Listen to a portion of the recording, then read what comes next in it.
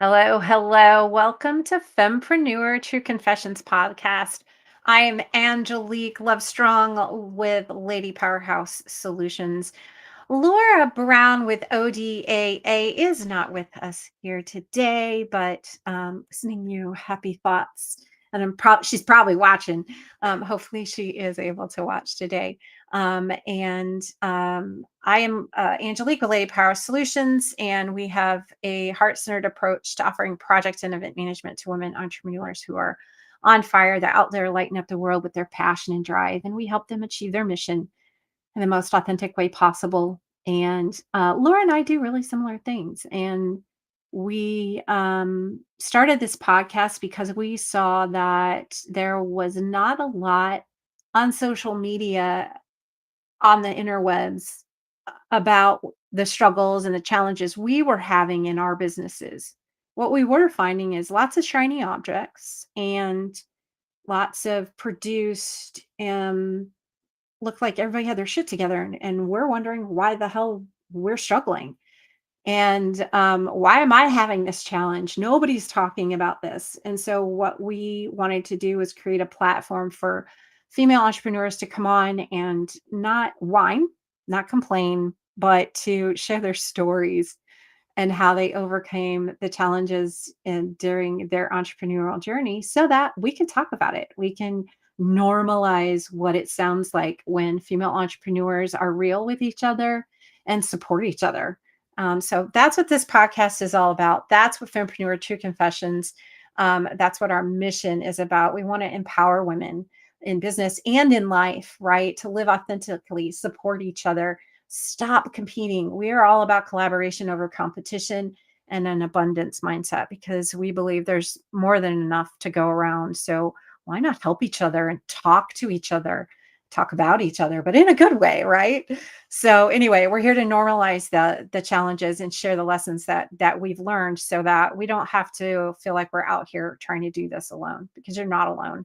And today we've got a fantastic guest with us. Her name is Sabrina Morris. And Sabrina has spent over 10 years as a specialized consultant solving problems for corporate executives. And as a problem solver, she applied her experience as an enterprise architect. Y'all, if you don't know what that is, that's brain, okay?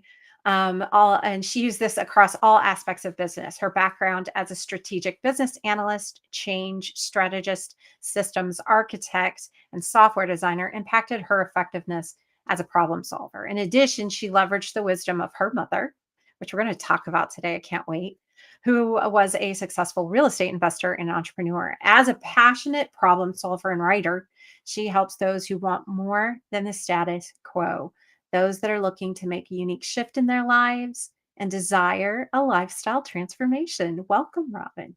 Robin, sorry. It's okay. Thank you for having me today, You're Angelique. welcome. I So it's appreciate it. okay if I call you Robin and not Uh, Sabrina? right. No, I don't. I cannot throw stones because names are my challenge. Oh, So yeah. I can look right at a person and maybe call them the person that's right next to them. And Mm. we just keep moving. So, no, it's not a problem. I remember I only had two kids. I only had two daughters. I still couldn't get their names straight. And my oldest has five. So I don't even know how she does it, Wow. right? I don't know. Like I would go She's to a call. superwoman. She is. She really is. And she has a fantastic partner in crime too. They're a great team. Really, really proud of them.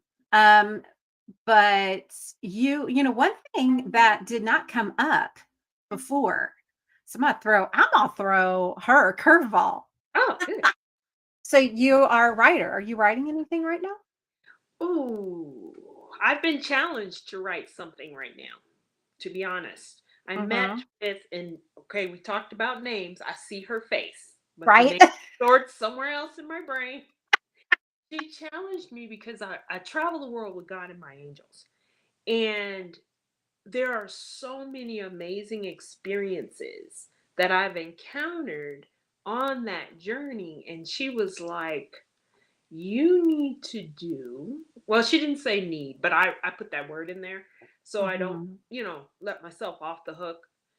You need to add the photography along with the moments, because so many people can be encouraged from those. For example, I had a shot behind me. This is my shot behind me as well. Whenever I'm on social media or anything, all those shots are my stock shots, unless there's a person in there. If there's a person in there, I borrowed it, or I caught a person by accident. I do not like to photograph people in my shots. That's a whole nother conversation.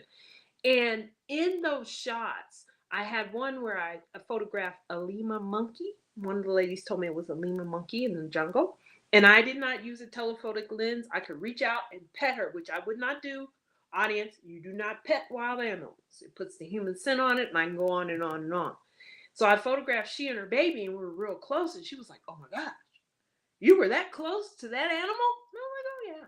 I photographed bears before. I photographed, longhorn sheep before. Like I could reach down and possibly. She's like, "Oh my gosh!"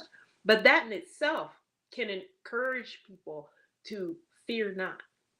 Do not Mm, let fear lead you, mm, because if fear leads you, right. you wouldn't be able to photograph the monkey.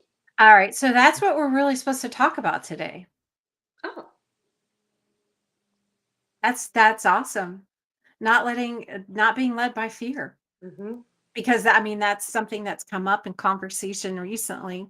That wasn't what we planned to talk about today. We plan to talk about, and we might still, sweat equity and sisterhood, like what you learned from your mom and the masterminds and the racism that you've had to deal with. Um, and that's kind of like some of the topics we were touch on. But this idea of being not being led by fear, not allowing your fear to control what you actually do. mm-hmm, mm-hmm. Yes, because I tell our pastor, I'm one of those believers, one that believe in Jesus, the God who sent Jesus. We have to be specific nowadays because there's lots of stuff out there. Mhm. And our pastor always said you should be doing the last thing that God told you to do. Now, my mother, we talked a little bit about my mother. She had transitioned to be with the Lord, and we were buddies. We did all kinds of things together, and we were having our girl time, and we were on an adventure, and she got really serious in the moment, and she said, "Sabrina, I want you to promise me that if anything happens to me, I want you to take a trip in my honor." She knows that traveling is how I relax. Yeah, And we'll yeah. we'll talk about that too. Everybody needs to find that space, whatever Mhm. that is, and maximize it. And she made me promise that I would take a trip in her memory, and she set aside funds for me to do this trip. And I said, "Mother, please, you said you were going to live as long as you could to get even with your children." And she didn't laugh in that moment. And she got that serious look Yeah. that the women in my family get. And it's like, "Well, I like my teeth. I like to, okay, yes, ma'am, I'm listening." And she said, "Promise me." And she made me promise, because most people know that about 99% of the time I will keep that promise. And she looked at me and she got that serious look. And I was like, "Don't cry, Brita, don't cry. This is not going to help anything." And she said, "Promise me you'll take a trip." Well, when she transitioned, I took that trip. My mother was a very classy lady. She's like old money class. There's new money, old money. Some of you in the audience know what I mean. And my Mhm. mother was very old money. So I did a yacht cruise, a transatlantic crossing in her honor, because you get your own maid, you get your own butler. It's her. And I had always asked God that I wanted to see a blood moon. Mhm. At that time, I was in the middle of the ocean, and I went to look up at this, what I didn't know was a blood moon, because someone said, "There's this big thing," and they didn't know it was a blood moon, so they didn't know how to explain it to me. And before I looked up, I could hear God said, "Fear not." And I Mm. see why he said that. Because in the middle of the ocean, seeing a blood moon that's bigger than life, Yeah. I couldn't capture it with a camera if I wanted to. Right. There are some things that just photography I wouldn't have had the skill. I would have had to collaborate with 5 other guys, Well, and and then there's something to be said for an experience versus, yes, right? That being in the moment, right? yes, Just being in the moment and not trying to capture anything. yes. Taking that moment in. And I see why he said fear not, because you you're in the middle. It's like right there. Like I could go out. It felt like I could go out and high five that moon. Like it was just right there. And I could just go, That's so cool. yeah. I mean, it was beautiful. And I was like, and I don't do cold. I like 100-degree weather. And it was cold. So this gives you an idea. I would be like, oh, I'm cold. I'd run in to the fire, get warm, run back out. Ah, and it was so beautiful. I did not want one moment to pass, even though I was freezing my tuchus off, It was because it was worth it. so beautiful. And our pastor always said, you need to do the last thing you heard.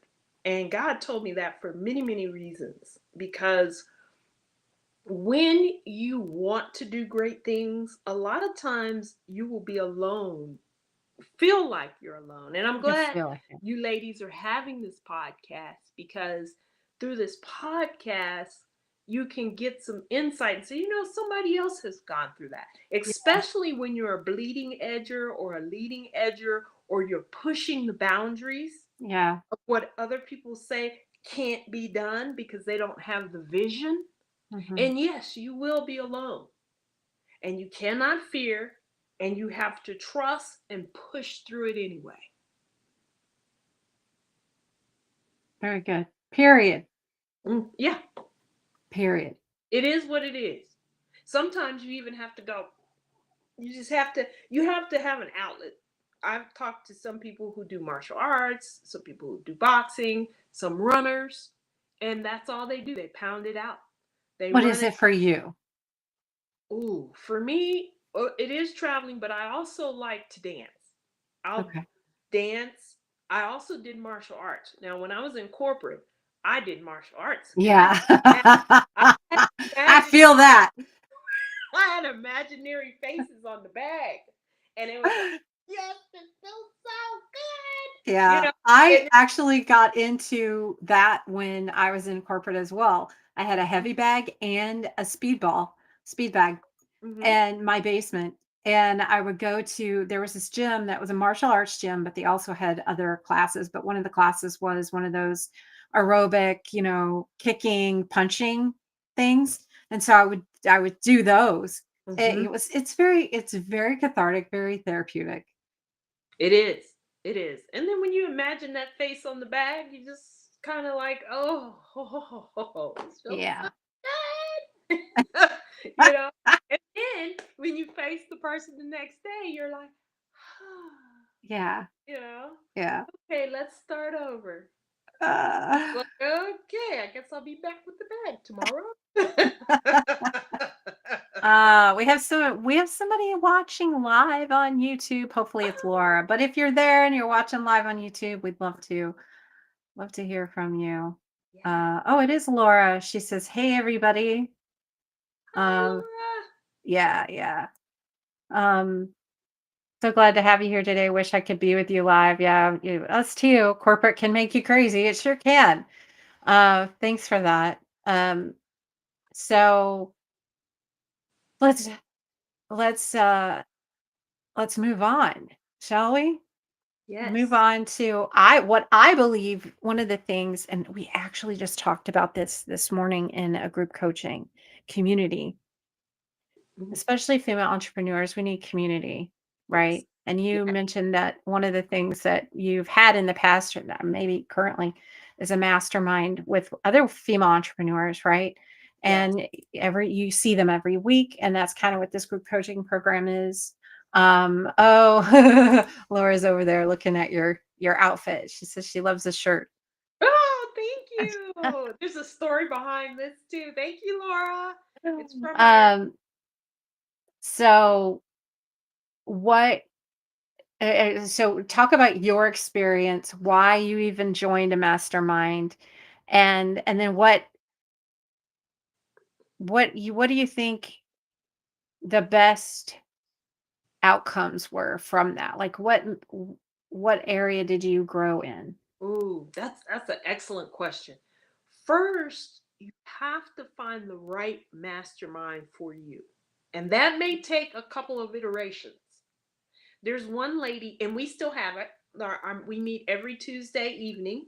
Today's Monday, so Tuesday evening we meet every Tuesday evening, and the format is amazing. We set the stage. We read the Mastermind Principles by Hill, I think it is. The name is, and then we adhere to those principles. And we're there to we talk about everything is not just rosy. We talk about we have a question of the day, something very challenging, and I'll go back to the first step in finding the right group for you in just a minute. So, our format is we set the stage, everybody reads the principles, the mastermind principles, and then we have a question of the day. Question could be something challenging, something we thought of. The last one was, what was your regret? Have you had any regrets? Things that make you think for a moment. Or Mhm. they may be like right here because you've been thinking about it. And so you just end up just blurting it out. Then we go around the room, we talk about wins, we celebrate each other's wins, and we talk about challenges. And the challenges, I think I like that even more so because it helps everyone in the room get past it. We all can weigh in based on our expertise, and we have some women with some expertise, some very powerful women in the room. And I'll go back to finding the right example for the right group. And I'm going to leverage one of our, I call her my auntie. I said, I know we're related. I just know we are. And she told us a little bit about an experience she had where she was looking for that collaboration, the type of mastermind that we had. And it was an ugly experience. The whole time she was talking, my mouth was just like, oh, my mother would say, close your mouth is open. And I'd find it open again. It was an awful experience. It took more from her than she was able to give. And Right. that's not a healthy Right. relationship. So she was looking, and my hat goes off to our facilitator because she will stalk you on your social media without telling you that to see if you're a good fit, because she does not know it. We are here to support each other and lift Mhm. each other up, and we will tell the truth where it's needed, even though the people in the room may not want to hear it. Right. And that's the best, that in love, of course, not just Right. Right. but in love. We want the best for you. So see if this will help you pivot, or see if this will help you in the moment. Mhm. And it's all about sowing and reaping, giving and giving and giving. And then something that I have to work on, receiving. Because Oh, yeah. even the women in the group know this, and they're like, Sabrina. I'm like, okay, you know, okay, guys, I hear you. Thank you. But that kind of collaboration and finding the right mastermind, and you'll know you don't want a toxic scenario. If it's toxic, excuse yourself, as my mother would say. Thank you, but no thank you. And excuse yourself from the room, and ask God to keep your mind open to the possibility, and help you Mhm. find the right opportunity. And that's what helped happened to my auntie. she Mhm. she I joined later after she had already been part of the group, and it's such an amazing group of women. Such an amazing group of women. In terms of the growth factor, you're always growing, even from other, because we're very transparent and open. And you'll hear other, and we don't always agree. There are some women who don't agree on certain aspects, and that's okay. It's a different perspective. Right. And we listen to that perspective and we say, huh, that's a different perspective. I didn't, well, this is how I process it. I said, oh, I didn't know that people thought that way because I'm learning Yeah. how people think. I never could understand how people think. And I have what I call people whisperers that I keep close because I'll tell them a scenario, they'll see a scenario and they say, oh, this is why this happened. And and they'll start breaking it down, and then I get a better understanding, and then I can better interact. So I would advise all of you ladies out there to seek out a mastermind group or possibly start your own. But when you start your own, I would definitely sit down and write your mission statement and your objectives for your mastermind. Study the Hill. Oh, I can't think of the man's name. His mastermind principles. Look at those and see if that's something you that resonates with you, and then start your own with a couple. And it is work. I'm not going to Yeah. perpetrate fraud. It is I work. think, for somebody who's out there searching um, for a mastermind or a mentor or guide or what have you, and community is important, Hmm. but I think the easiest way to find your people is to follow your passion and then engage with it, Hmm. because it doesn't have to necessarily be about business, right? That's true. That's true.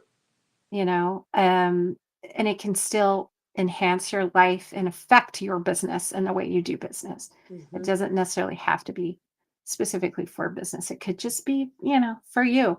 Laura and I love to say it because we hear it over and over with all our clients. If you have any kind of ish personally, and just be warned, when you start a business, all of that will come up and you will have to deal with it Hmm. Hmm. because it affects your business, whether you like it or not. So, and hey, if you don't know where to start a business and you'll figure it out. It'll come up for you for sure. Mhm. Um, so, when you talked about when you were in middle school, you saw your mother um, lead through action. She was out there buying property and rehabbing it, single parent. So and I can only imagine the kind of example that set for you so early on. Um, and what I know, my mom passed in 2006. Mm. And, grief isn't linear. We all know that. Mhm. And there will be times where it just feels like it happened yesterday. Mhm. And yet, I was pretty much an only child. My brothers were all grown and out of the house by the time I had any kind of childhood memories. Um, and so it was just me and my mom, and she was my best friend. Mhm. So, but I still to this day have every once in a while I'll be like, oh, that's something my mom taught me, or I learned from her by just seeing her live. Mhm. Um, yeah.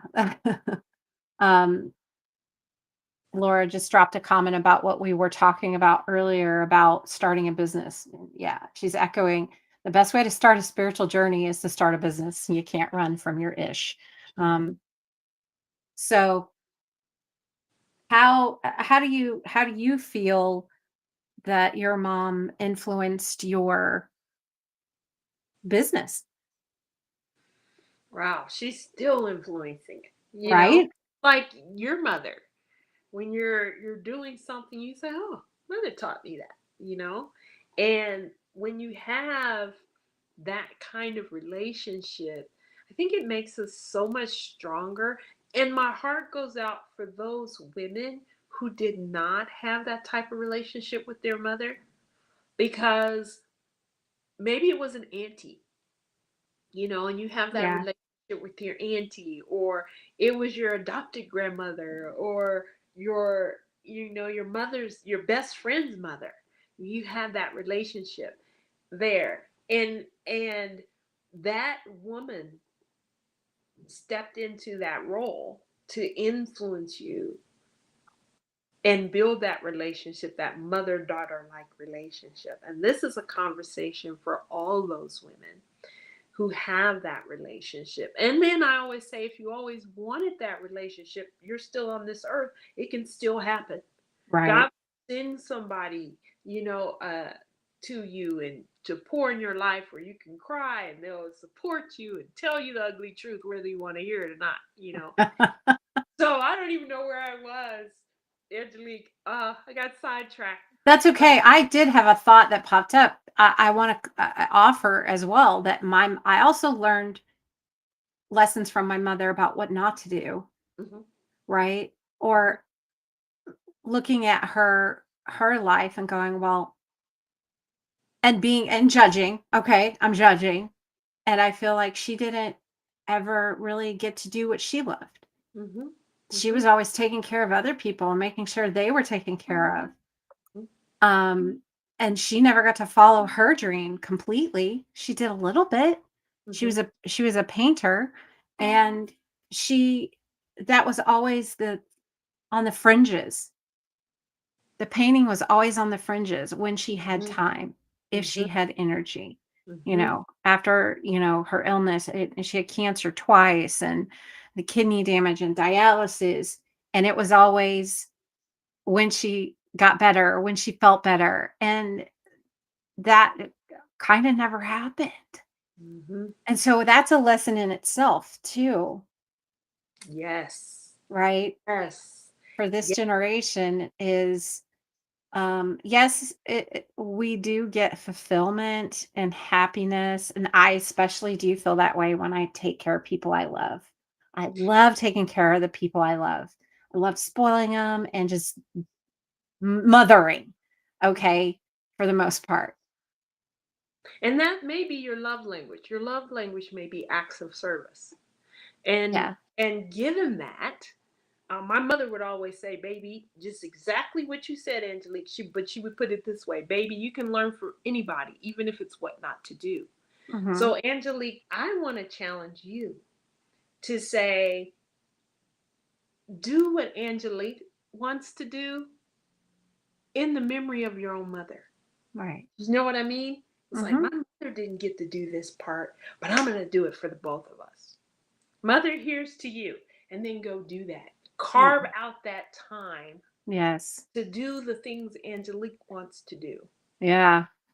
And then I know your mother be like, that's right, baby. Oh, Mhm. my mother called us baby. I don't know if your mother called Yeah, yeah, me name. That's right, baby. You go and do what you want to do.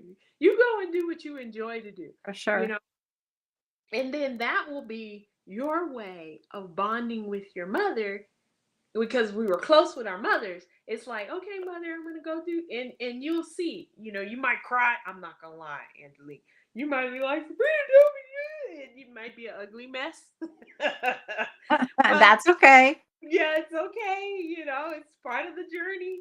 I remember my mother and I would do road trips together, and she did not. Oh, she overcame her fear of flying before she left the earth. She said she was going to do it, but she had a traumatic experience which fed into that. A Mhm. very traumatic experience. And she did. She overcame it. And but in the interim, we would do road trips together. And I remember the first road trip that I took without my little buddy sitting across from me, Mhm. you know, in Yeah. the seat. I must have cried. I lost the numbers of miles that I must have cried, Right. you Yeah. know. But that's just part of the process. We have those memories. And that's what I would ask my mother because she lost her mother and that part of traumatic experience I was talking about a moment ago. She had lost her mother right when the plane landed. And she was going to go see her mother. And she was pregnant with my brother. And she could sense that her mother passed in that Mm. moment. And that's exactly when she passed. And she hadn't been able to get on a plane since because of that traumatic experience. Right, right. And I understood that. So I was like, okay, I always pushed my mother's comfort zone because it was fun to me. But that's a whole nother story. She pushed my too. I mean, had her. We were doing a road trip because she liked to drive. So we were doing a road trip, and we were in New York on the East Coast. So it's totally different driving experience. I lived in Maryland for a long period of time. And she would come out and spend time with me. She'd spend half the year with my brother and half the year with me. Nice. And she'd come out and we drove up to, she always wanted to go to Philadelphia. So we drove up to Philadelphia and we were on the Philadelphia Turnpike. Now, my mother, I like to drive. If I would have, I thought about being a race car driver at one point. Okay, so I really like to drive. So driving out east is natural for me, it's comfortable. Well, my mother, it was her turn to drive, and I pretended like I was asleep so she could drive on the turnpike. And she did not like it. She said, Heifer, wake up. I know you're not sleeping. She hit me, and I said, don't laugh, Brady. You got to act. And it's these memories, not act. And then she would have to drive because there's no place to really pull over. You have to wait until you get to the big, station where it's all the food and all the stuff where you turn off, get gas and all that. So she had to drive a whole hour on the turnpike by herself while I was play sleeping. And she knew I was play sleeping. She was mad. And I said, and when she pulled over, I said, see, mother, now you're a better driver. It's not fun. But it's those memories that we have. She said, okay, Heifer, you better drive the rest of the way. I'm not driving, this car won't move. It was so funny. But now I have those memories. And I brought that memory up because I remember asking my mother while she was on the earth, how did she deal with the transition of her mother? And she said, baby, I leveraged the memories. That's why we're talking about this.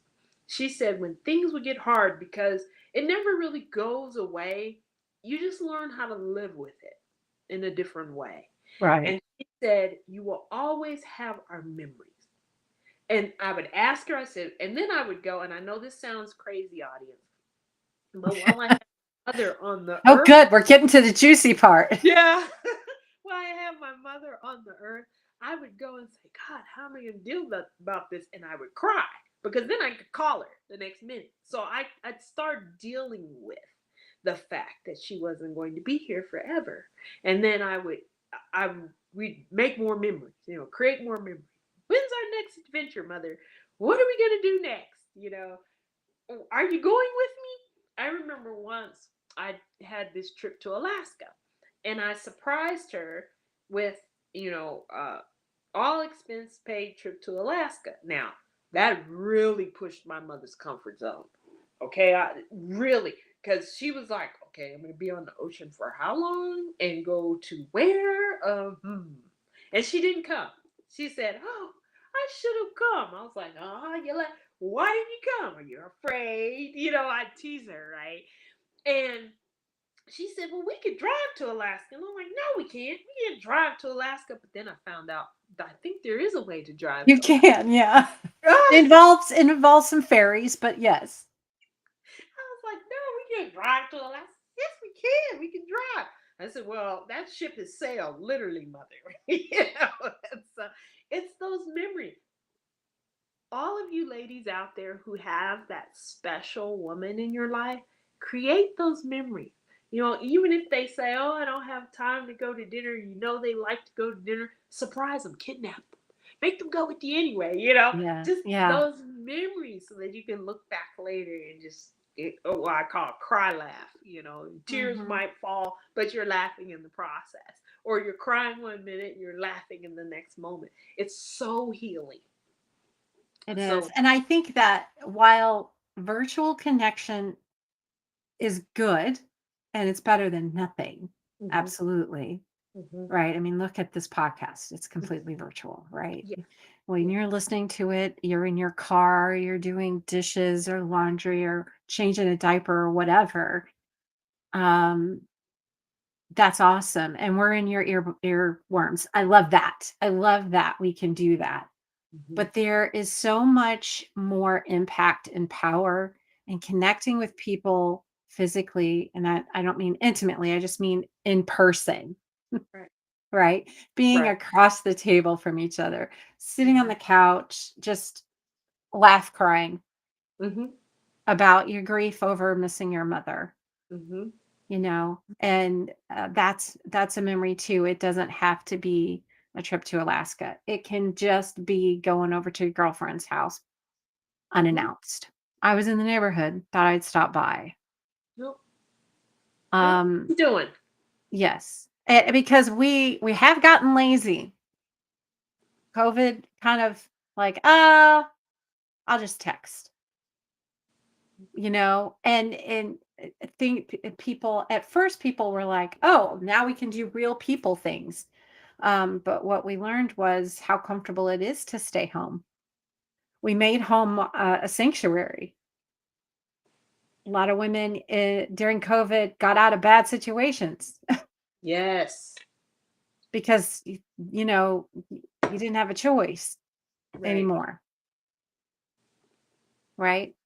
Mhm. Um, but when you let's talk about when you were in corporate and the racism there, and not just racism, but also, I mean, you've got two things going against you. You're a woman in a very male dominant field. Okay, aren't a lot of female geeks. Okay, I'm just saying. Right. Right.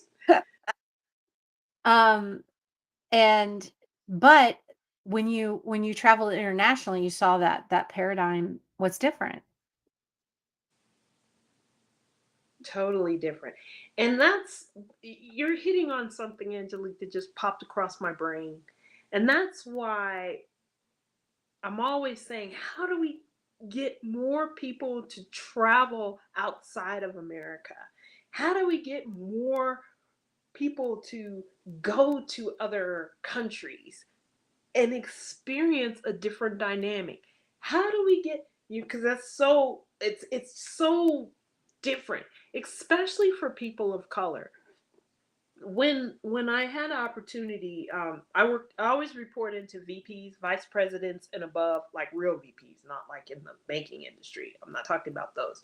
I'm talking about people who are one and two people, persons or positions removed from the CEO. And when you work at the upper echelons of corporate America, I say America, it's different than when you work with people in leadership from Europe. Completely different dynamic. And I think more people need to experience that. So, one of the big projects is, how do you encourage, or how do you get people to go to another country for a little while and enjoy themselves? See what's different. Until you go, you don't know. You need to go and find out for yourself. Don't take my word for it, or what you see on TV, the television, or what you see on a go experience it for yourself. Yeah. Immerse yourself in the culture. Again, we're back to experience, right? Right. Find out for yourself. See what makes you tick. How did you react? Okay, I can go on and on. So I had an opportunity. The vice president I worked for had me work on a particular a niche project that we're working on. I don't think I can talk about that one. I can't remember if I can or not, so I'm not going to. And we all met in Ireland, and I was able to meet with some of the best people in what we call lean manufacturing. And these guys were brilliant. And it was fun because I had a position that I presented to the group. And it was not shut down because, oh, it's, a person of color. Like in America, it's like Right, a right. gloss over. And you say, for example, we need to capture the rabbit across the street. I'm just making a simple solution where everybody can understand. The solution is, we need to capture the rabbit across the street. Well, in America, in about an hour and a half later, if someone, white male, says, we need to capture the rabbit across the street, oh, it's a great idea. We've arrived. And I'm like, wait a minute, I said that in the beginning of the meeting. So Right. how do you deal with those kinds of things? Well, in this particular scenario in Europe, in Ireland, I had a position. And it wasn't that it wasn't viable, the guys in the room were working to understand the position. I was like, oh God, this is interesting. They're actually listening to me. Oh, I don't know what Wait, I've never been treated this way. to get the words out. So throughout the conference, with every piece that was presented, all the pieces to what I was saying was being presented by different experts. And I remember the VP that worked for the same company, he was from another country. And he too went to Ireland for this big conference. And he said, Sabrina, do you mean? And he started breaking it down. I said, that's exactly what I mean.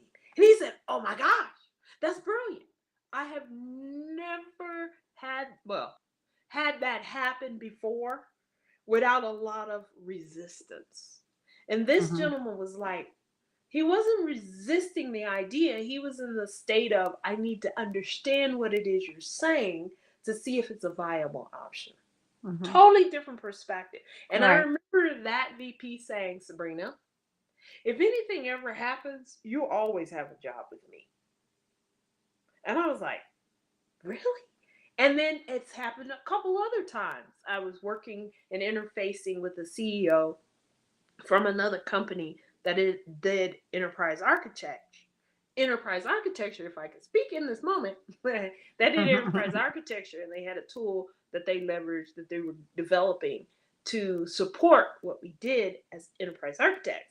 And he gave me an open job invitation all the time. He's like, well, Sabrina, if you ever want to come, come here, come to Europe. You always have a job. And then I remember there's a VP there that didn't really like me. But it wasn't, I never really thought he didn't really like me because of the complexion of my skin. He just didn't like me. That's a whole different game. You know, I'm okay with that at that point because I really didn't like him either. We had that in common, Right, So I'm like, right. wow, We agreed. yes, we don't like each other. High five. Now that that's established, let's move on. So that. Well, I think that's a fantastic point, though, really. Mhm, You don't have to mhm, particularly like a person in order to work with them if they're I mean, like, if they're got a head on their shoulders and they're really working, like, they mhm. have something to offer. It's the Right. people with the attitudes that don't have anything to offer that that, I don't like you, and you have nothing to offer. Thank you, next. Hmm. Right. But the ones that I come across, they just believe they have the world to offer, and they have Yeah. no clue as to what's going on around them. None at all. It's mind-boggling. It's funny when my doctor was begging me to quit my job, she and I both came to the same conclusion that I'm allergic to stupid. And there's a Oh, yeah. Same. oh, Same. there is a, I'm like, how did you? I'm thinking in my head, how did you get a parachute? Oh, they say they get dirt on people and that gives them their jobs because they can expose dirt on somebody. Maybe that's why. Oh, I never would think that way, but I mentioned to everyone that I keep people whisperers close. And I've had people whisperers tell me these different things like, somebody probably has some dirt on them. And so they were able to get the job because of that. Or they yeah. knew someone that was in a power play position and they got the position and they're Yeah. not value add the I, position. I I'm so thankful to be out of that type of toxicity in Mm-hmm. corporate America. And I'll be honest with you, until I was out of it, I didn't realize I was in it. And Mm, that's it's like boiling a frog, right? mm, mhm, If you put that frog in the water and while it's boiling, it's just going to jump right back out. But mhm, unfortunately, we're the frog that's in the room temperature water that's slowly being brought to a boil, and mhm. we can't feel it because we're in it. We're in Right, it. It's hard to right. see it when you're in it. Well, uh, we're out of time. Thank you so much for being here. Super appreciate all of the transparency and vulnerability that you have shared with your story today. And Sabrina does have actually a couple of things for our listeners today. There's a discount code and there's a secret word to text so that you can get a complimentary, no, I can't talk, unpack your bucket list class.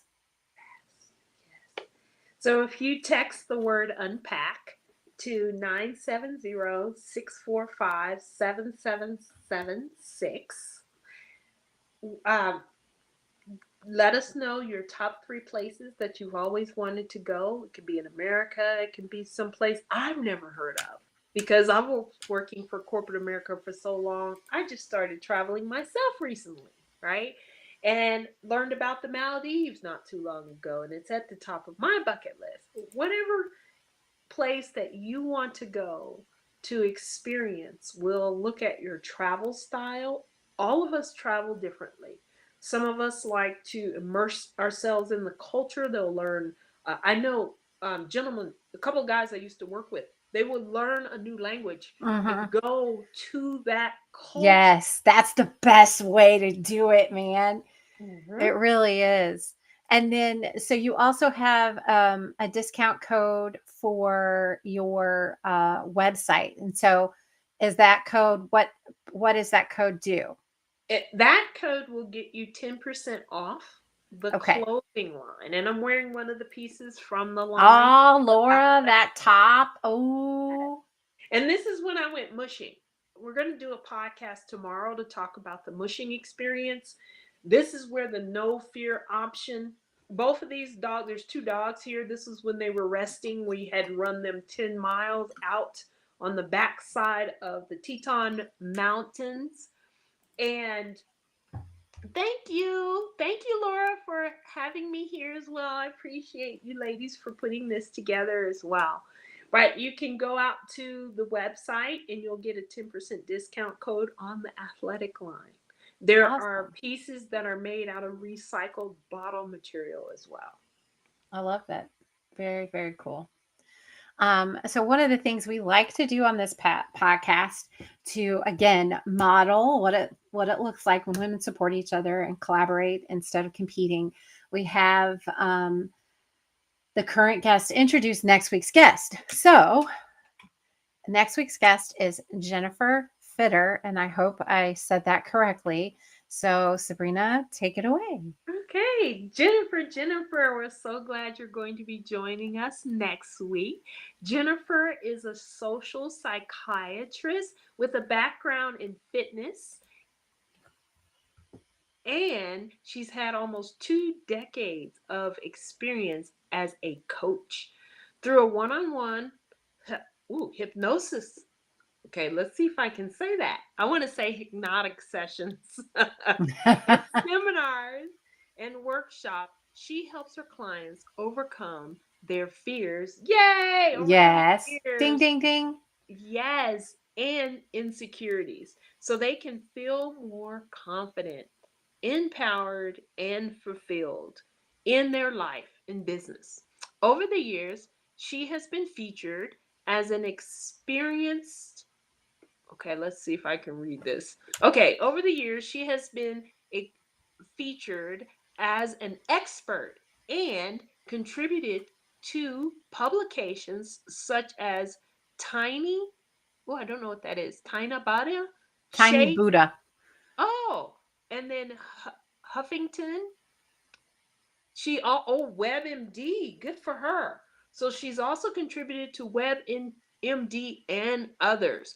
She is the creator of the interchange method.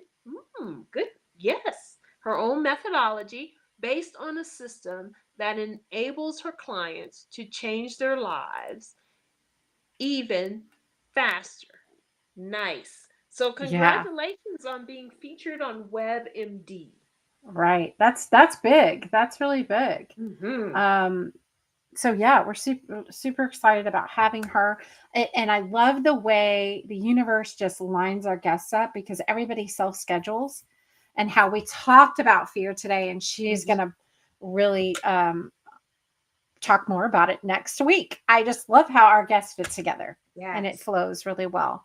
Well, again, Sabrina, thank you so much for being with us today. We really appreciate your time and sharing your story. I think that's so important. It's why we do what we do.